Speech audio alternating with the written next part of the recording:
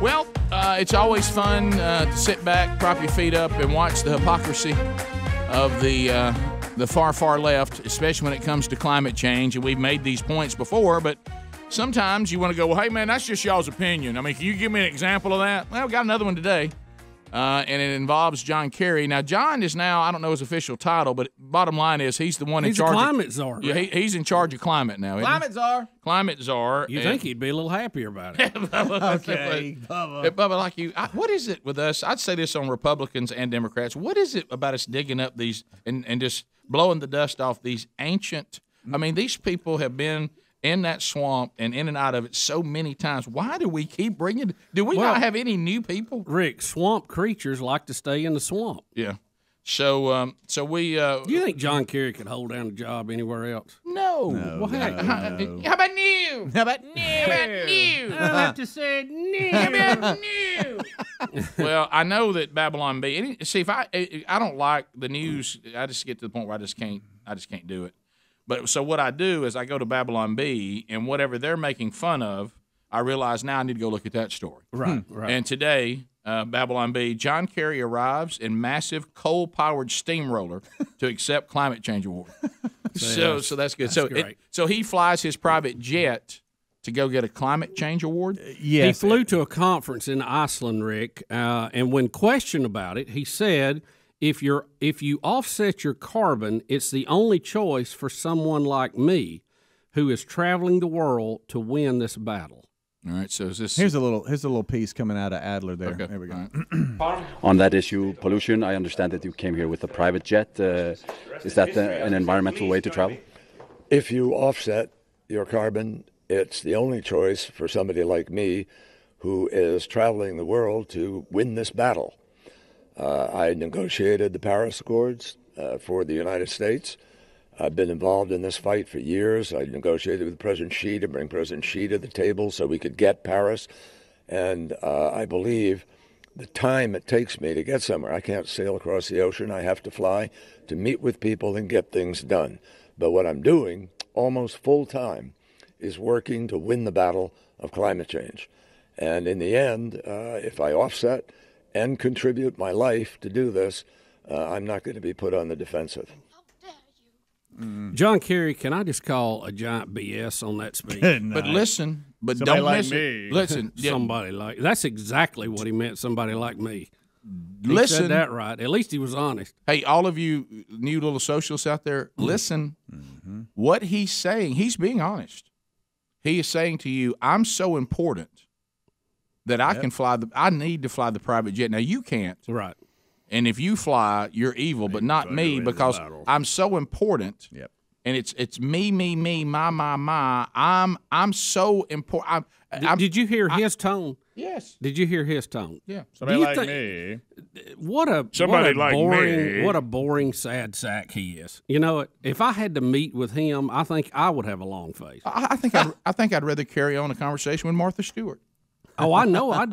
Oh, yes, absolutely. And buddy, she's pretty as monotone as buddy. I'd pick her over that any day, twice on Sunday. John Kerry just told everybody, don't question my private jet because I'm too important.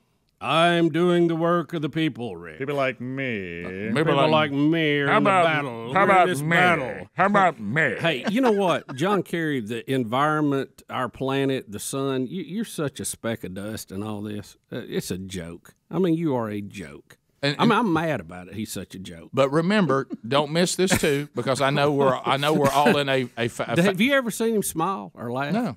No. Well, people like me. I think. I mean, his face is long as a surfboard. I think. To start with. Well, let's not make fun of long-faced people. But no, Rick. No. I know. I mean, he's in overtime. Okay. I look like I've got a perfect circle compared to him. But anyway, I will say, go back to this though. I believe that he's so cold and so boring that if he walks into a room, the temperature drops. I think he brings coldness Rick, to a room. Remember what he did for his home state when he helped to pass legislation to tax the docking of luxury yachts, okay? to get the rich people, make them pay their fair share. We're going to put a luxury tax on the yachts. Well, guess what he did? He took his, moved it to another state that was about 150 yards over the state line. You know what he would say? So he would not have to pass the exact tax he put on everybody else. Because you know what he would say to that? Well, people like me shouldn't pay it. Well, I got a different idea on there, Big John. Why don't we let these people continue on? And you just keep retreading them and putting them back in there. My gosh. He's been a loser about 8 times over. You know what I mean? Why do we keep putting them back in? But I want y'all to remember, because I want everybody paying attention, because let's learn on our own. This is not a political statement. This is a politician. This is not left and right. This is a politician statement.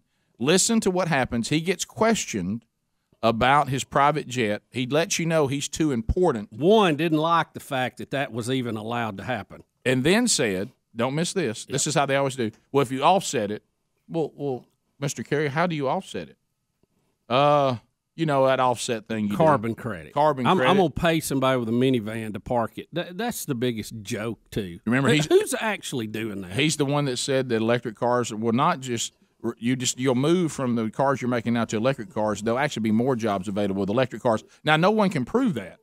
This goes back to the green jobs that we're always told are just sitting there waiting. Where's the science on that one, pal? And then, of course, we get this with when we had Elizabeth Warren. We're going to create an alternative way to power all the things that are being powered right now. We don't know what it is, but we're going to do it, and we're going to do it in America because it'll provide even more jobs. The left, all politicians do it to a degree. The left may be the worst at just saying, well, yeah, somebody said. I mean, you know, they'll just make a statement. And if we do this, we'll cut pollution by this, and we'll have more jobs, and people will be happier, and everything will be good, and yeah.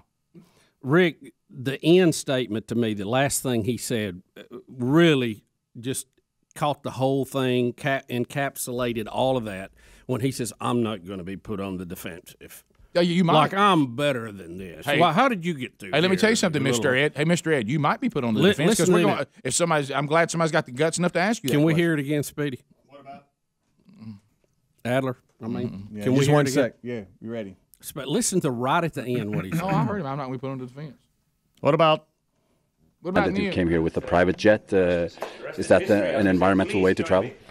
If you offset your carbon, it's the only choice for somebody like me who is traveling the world to win this battle. I negotiated the Paris Accords for the United States. That was a good one. I've been involved in this fight for years. I negotiated with President Xi to bring President Xi to the table so we could get Paris. Sign on like we did. And I believe the time it takes me to get somewhere, I can't sail across the ocean. I have to fly to meet with people and get things done. But what I'm doing almost full time is working to win the battle of climate change. And in the end, if I offset and contribute my life to do this, I'm not going to be put on the defensive. You're not. Well, who said you can't be put on the defensive? Who said you're not going to be put on? You might be. Because I said so. Hey, you might be. If I ask a question and you're offended by it, you may be on the defensive. You might be, Secretary. What a cocky, you know what? Condescending, ruling class, arrogant. Rick and Bubba, Rick and Bubba. Greg was talking in the break, and he's right. If this thing the left has come up with, carbon credits, which is hilarious to me, following the science on this is bizarro. Well, if they just throw that out every time you catch them in an inconsistency, that Greg made the point, as Greg can, then I guess our worries of our carbon emissions, well, it's over.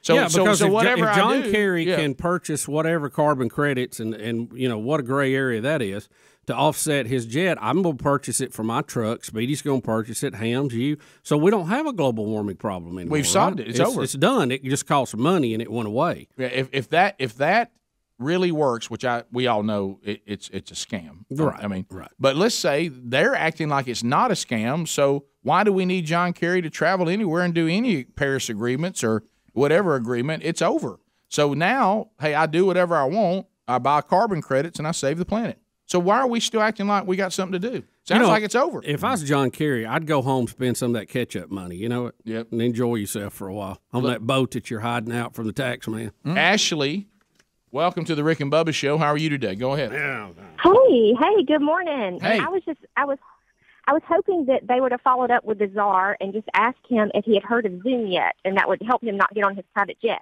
Yeah, there's no need for him to go over there. He can meet electronically. That's a great point. Yeah, we said that back at the But he had to receive an award for his work on the climate change. Ashley, I'm too important to be on Zoom and talk about climate. And I'm not going to be questioned and put on the defense. I want to accept this award in person so I can show pictures of it to everyone. Yeah, maybe you're familiar with my work in Norway. Ashley, run along and don't worry. Those of us in the ruling class are taking care of this. Right. And how about this, Ashley? I'm John Sleep Kerry. well at night. Ashley, you will not put me on the defense, you peon. Let me just go into my little menial job right now. Y'all have a great day. Thanks, Get in there Ashley. and declare some carbon credits. Run along, eat cake.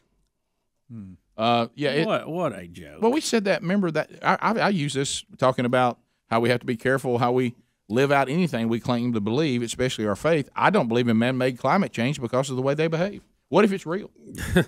But their behavior makes me not believe it.